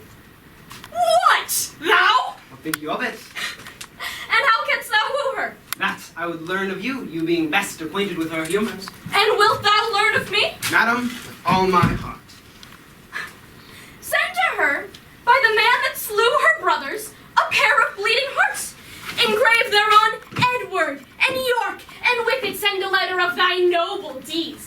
Tell her thou madest away her uncle Clarence, her uncle Rivers, and for her sake, madest quick conveyance with her good Aunt Anne. Madam, you mock me. This is not the way to win your daughter. There is no other way, unless thou couldst put on some other shape and not be Richard who hath done all this. Say I did all this for love of her. Nay, then indeed she cannot choose but hate thee, having bought love with such a bloody spoil. Look, what is done cannot now be amended. Men shall deal unadvisedly sometimes, which after hours gives leisure to repent. If I did take the kingdom from your sons, then to make amends, I'll give it to your daughter. The loss you had is but a son being king, and by that loss your daughter is made queen. I cannot make you what amends I would, so take such kindness as I have. Your treacherous friends who fled to Richmond by this fair alliance shall come home to greatly dignities and high promotions, and after this arm of mine hath chastised the petty rebels, Richmond and Belbrain, Buckingham, bound with triumphant garlands shall I come, and she shall be Caesar's Caesar. And what were I best to say? Her father's brother would be her lord? Oh, or shall I say her uncle? Or he that slew her brothers and her uncles? Under what title shall I woo for thee, that God, the law, my honor, and her love can make seem pleasing to her tender years? Infer faring this peace by this alliance. Which she shall purchase with still lasting war. Say she shall be a high and mighty queen. To wield the title as her mother doth. Say I shall love her everlastingly. But how long shall that title ever last? Sweetly and enforced till her fair life's end. But how long fairly shall her sweet life last? Sweetly and enforced until her fair life's end. As long as Helen Richard likes of it. Madam, your reasons are too shallow and too quick. Oh no! My reasons are too deep and dead! Too deep and dead, poor infants in their grave! Harp not on that string, madam, for that is past. Harp on it still I shall, till harpstrings break! Then by my cross, my garter, and my crown. Profound dishonor, the third usurp! Then by God! That self is self-misuse! Then by myself. God's wrong is most of all! Heaven and fortune buy me happy hours. If with immaculate devotion, dear heart's love, I tender not these your beauteous princely daughter. In her consists my happiness and thine. Without her follows myself and thee, herself, the land, and many Christian souls, death, desolation, ruin, and decay. It cannot be avoided but by this. It will not be avoided but by theirs. Therefore, dear mother, so must I call you, be the attorney of my mother, of my love to her. Plead what I will be and not what I have been. Shall I be tempted by the devil thus? Yes, if the devil tempts you to do good. Shall I go win my daughter to thy will? And be a happy mother by thy deed. Write to me very shortly, and you will understand from me her mind. Bid her my true love's kiss, and so farewell. Relenting fellow, changing woman.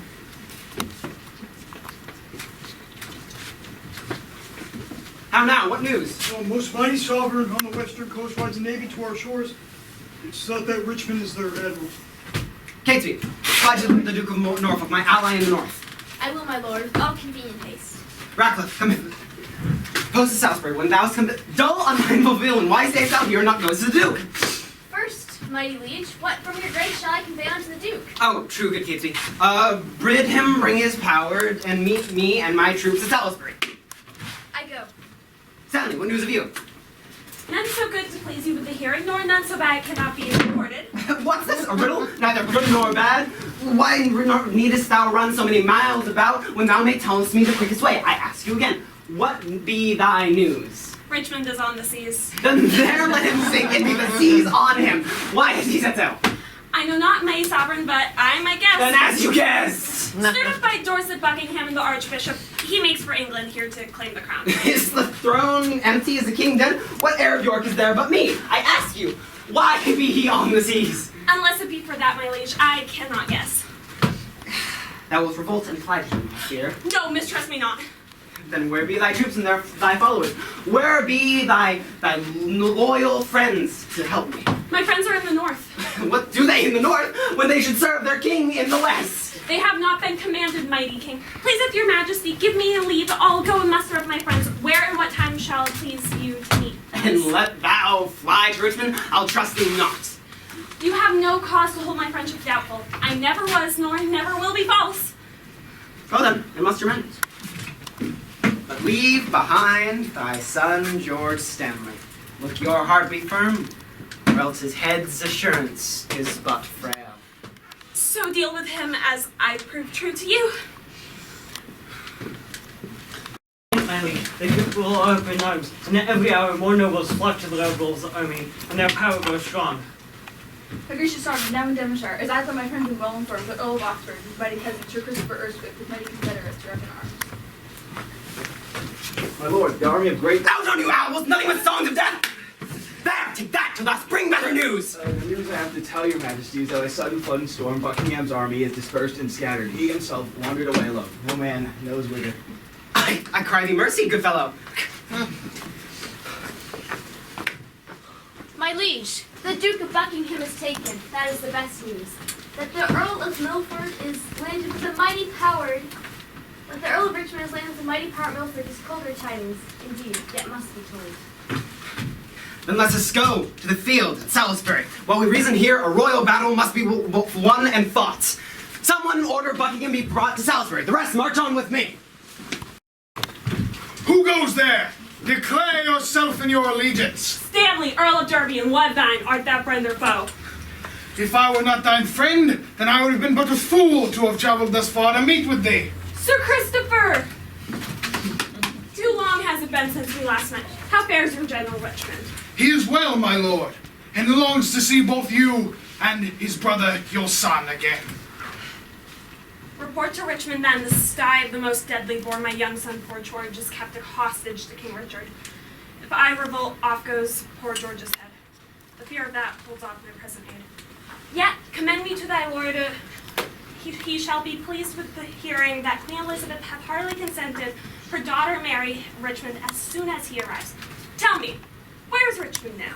At Pembroke, my lord. Have any men of name yet joined his cause? Oh, many men of great name and worth, and towards London do they bend their power. Well, bear my love and prayers unto thy lord. Until we meet again, my letter should resolve him of my mind. Farewell, and Godspeed. Farewell.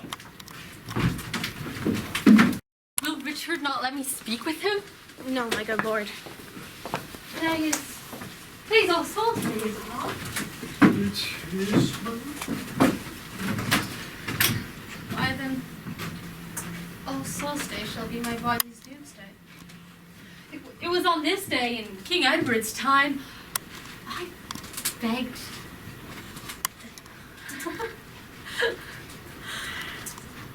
I begged doom in myself if ever I were false to King Edward's wife and his children.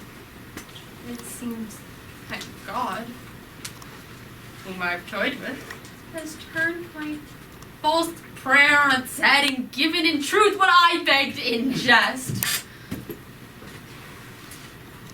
It seems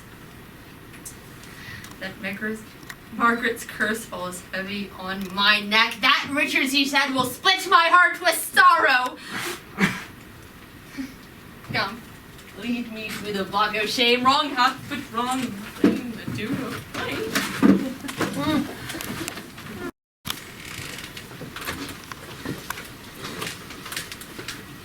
My lord of Richmond, good morrow, your grace.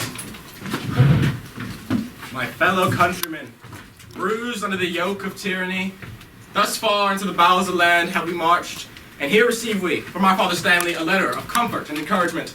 He reports wretched, bloody, usurping Boar is now in the center of the isle, near the town of Leicester, as we learn. We are less than a day's march from our prey. So in God's name, march on, and let us reap the harvest of perpetual peace by this one bloody trial of sharp war. Every man's conscience. It's 1,000 men to fight against the guilty murderer. I doubt not but his friends will turn to us. He hath no friends but servants bought with fear, which in his dearest need will fly from him. All to our advantage. Then in God's name, march. True hope is swift and flies on swallows' wings. Good kings it makes gods, and meaner creatures kings.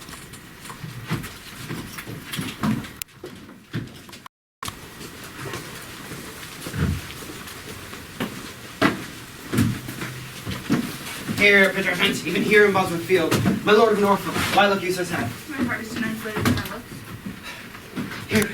Here, up with my tent. Here I will lie tonight. Where tomorrow? Well, so much for that. Who hath guessed the number of the traitors? 6 or 7,000 with their own power. Why, our force is nearly triple that amount. Besides, king's name is a tower of strength. Come, let's survey the advantage of the ground. Call for some men of sound direction. Let's lack no discipline, make no delay, for lords, tomorrow's a busy day.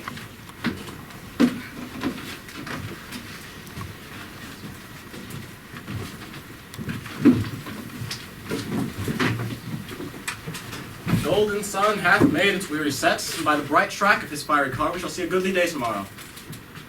Lord Christopher, you shall bear my standard. Give me some ink and paper in my tent, and I shall draw the form and model of our battle. Oxford, you stay with me. The Earl of Pembroke keeps his regiment. Bear to the Lord my good knight, and desire the Earl to meet us in the second hour of the morning in my tent. But Christopher, if it be not too hard, tell me, where is Lord Stanley quartered? Do you know? Unless I have mistaken his colors, I spied his regiment about a half a mile south from the mighty power of the king. Then, without penalty possible, dear friend, make good means to speak with my stepfather and give to him this most needful note. Upon my life, my lord, I will undertake it. And may God give you quiet rest tonight. It is supper time, my lord. It's night. I will not sup tonight. Give me ink and paper. Is all my armor laid out into my tent? It is, my liege, and all things are in readiness. Good. Norfolk, highly to thy charge. Choose careful guard. Use trusty sentinels. I go, my lord. Sir with the large tomorrow. Little Norfolk. I warrant you, my lord. Gately, My lord? send out a soldier to Stanley's regiment. Bid him bring his power, lest his son, George Stanley, fall into the blind cave of eternal night. Give me a cup of wine, give me a watch. Let my stays be sound and not too heavy. Saddle my white horse for the field tomorrow. Ratcliffe. Yes, my lord. Fill me a cup of wine. I have not that elasticity of spirit that I was wont to have. It. Set it down. Is ink and paper ready? Yes, my lord. Good. Bid my guard watch. Leave me. Ratcliffe. Out in the middle of the night, come to my tent and help to arm. Leave me.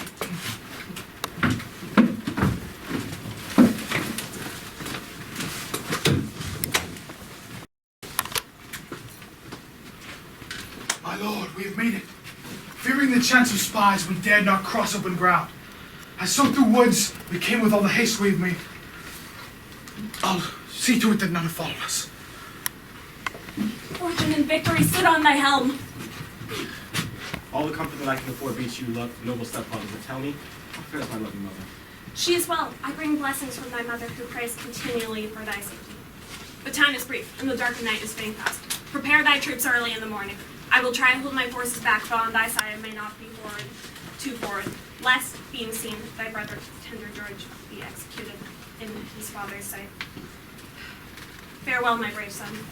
Time yields us not the proper parting our loving hearts would wish. Once more, adieu. Be valiant and speed well. Christopher, is the path secure? It is. Then bear the good Lord to his regiment. Fear not. He shall arrive safely. Tonight, you heaven to do you well. Oxford, Here, my liege. what word on the enemy's strength? 'Tis more than we would hope for, my lord.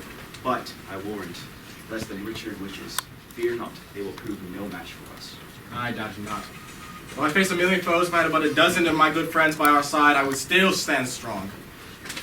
I shall strive with heavy thoughts to take a nap, lest leaden slumber weigh me down tomorrow when I should mount with wings of victory. Good night, my lord, and keep you well. Good night, my liege. I shall keep watch till near first light.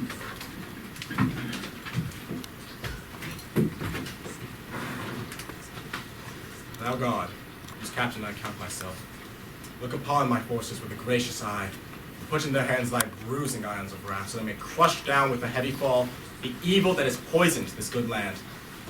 To you, I do commend my own watchful soul, sleeping and waking. Oh, defend me still.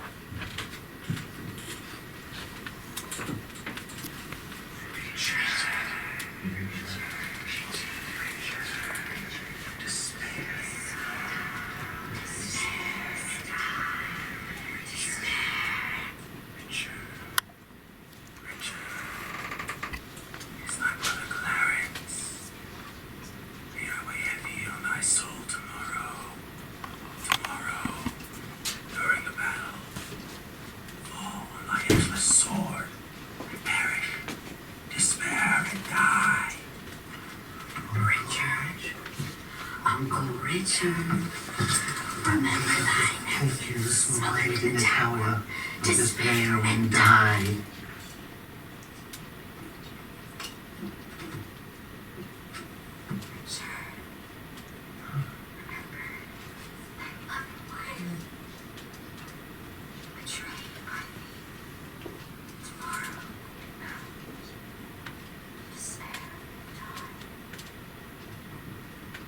First I was to go towards the ground, last I was to follow by your Your friend Buckingham doth wish this. Despair and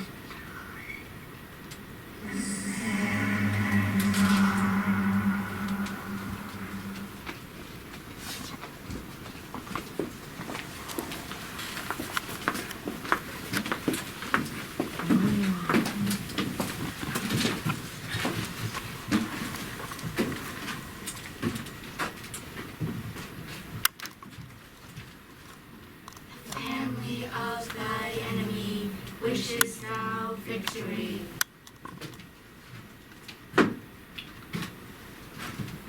Despair and die.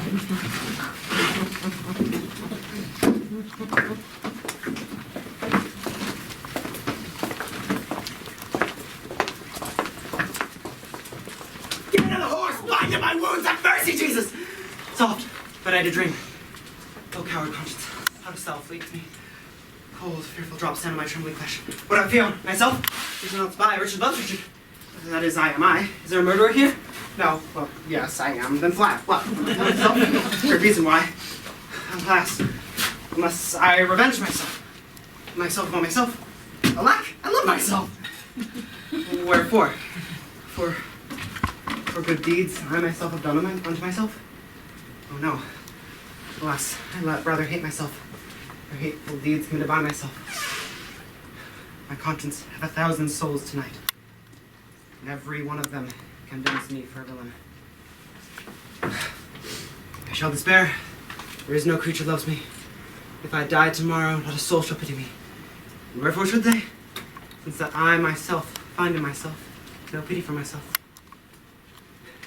Methought the souls of all whom I had murdered did threaten tomorrow's vengeance on the head of King Richard. My lord! Jones, who's there? Ratcliffe, my lord, 'tis I. 'Tis morning, your friends open buckle on the armor. Oh, Ratcliffe, I have feared a fearful dream. What thinks thou? Will all our friends prove true? No doubt, my lord. Oh, Ratcliffe, I fear. Nay, good, my lord, be not afraid of shadows. What sayst thou? Will all our friends prove true? No doubt, my lord. Come, 'tis still the midnight. Under our tents we'll play the eavesdropper to see if any of my troops mean to betray me.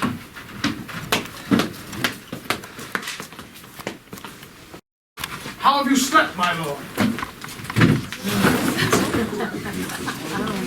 The sweetest sleep and fairest boding dreams that ever graced a drowsy head. Methought the souls that Richard hath murdered came into my tent and cried victory in our battle today. Lords, how far into the morning are we? 'Tis upon the stroke of 4. Why then 'tis time to arm and give direction. Troops, brothers, my loving countrymen. The people of this great land, except some whom we fight, would rather see us win than Richard, whom they follow. For what is he they follow? Truly, gentlemen, a bloody tyrant and a homicide. One in blood raised and one in blood established. If you do sweat to put a tyrant down, God will grace you with good sleep, and your wife shall welcome home conquerors. As for me, my ransom for this bold deed shall be my cold corpse upon the earth's cold face. But if I am successful in my attempt, the least of you shall share a great part thereof. Sound the drums and the trumpets. Cry mercy, cry victory. God and St. George, Richmond and victory! Yeah! What's a Northumberland on Richmond's skill? That he was never trained up in arms. 'Tis good for our purpose. Who saw the sun shine today? Not I, my lord. And he disdains to shine, for by the book a dark day will it be to he. Come, bustle, bustle, start my horse, call up Lord Stanley, bid him bring his power, lest his son, George Stanley, fall into the blind cave of eternal night. Come. I'll lead for my soldiers to the field, and thus my battle shall be ordered. My forward shall be drawn out equally, consisting of horse and foot. My archers shall be drawn out in the mist. Ratcliffe, Lovell, and Norfolk, you shall have the leading of this horse and foot. Catesby and I, with mightiest force, shall go for the worth. A good direction, Worthy Sovereign. Good soldiers! Remember those whom you're about to fight. Vagabonds, rascals, runaways, a scum of France, base lackey peasants whom their overfull country vomits forth, and who doth lead them? But a paltry fellow, a milksump, one whom never in his life hath felt so much cold as his shoes in snow. Now will we let these rebels and barbarians enjoy our lands, lie with our wives, ravish our daughters? No! Then let us go forth, march bravely. Draw, archers, draw your arrows to the heads. My conscience hath 1,000 souls tonight. Advance our standards, set upon our foes. Conscience is a word that cowards use. Devised it forth to set the strong in awe. Our strong arms are our conscience, swords our laws. March on, join bravely, let us do it pell mell. If not to heaven, then hand in hand to hell! Yeah!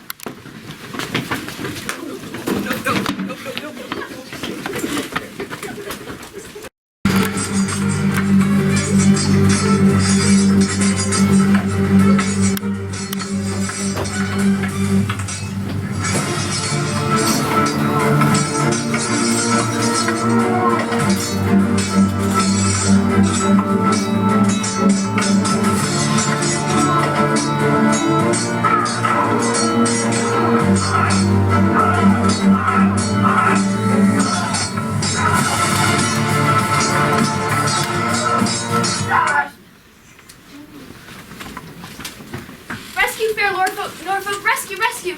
The king enacts more wonders than man, daring and opposite to every danger. His horse is slain in all in bloody fights, seeking for Richmond the throat of death.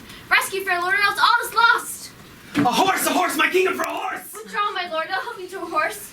6 Richmonds I think there to be on the field today. 5 I have slain instead of him. A horse, my kingdom for a horse! Hold, tyrant! Face me if thy dare! Art thou the traitor I seek? No, I'm the avenging angel that seeks thee!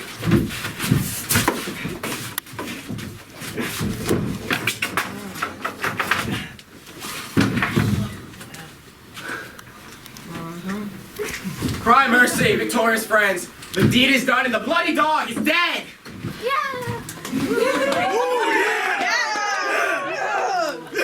This long usurped royalty from the dead temples of this bloody wretch have I plucked off to grace thy brows withal. Wear it, enjoy it, and make it for bed. God save him and all, but tell me, is young George of Stanley still living? He is, and he's safe in Leicester. Whither, if it please you, we go there now. No. First, give good burial to all, as their birth deserves them. Then we shall proclaim a pardon for the fallen soldiers who will, in submission, return to us. England hath long been mad, the brother rashly slaying the brother, the father rashly killing the son. No more of this divided York and Lancaster. Let Richmond and Princess Elizabeth conjoin together, combine the white rose and the red. And God will it be so, let their heirs enrich the time to come with endless peace. Civil wounds are healed, God save them all, so that peace may long live. God say amen!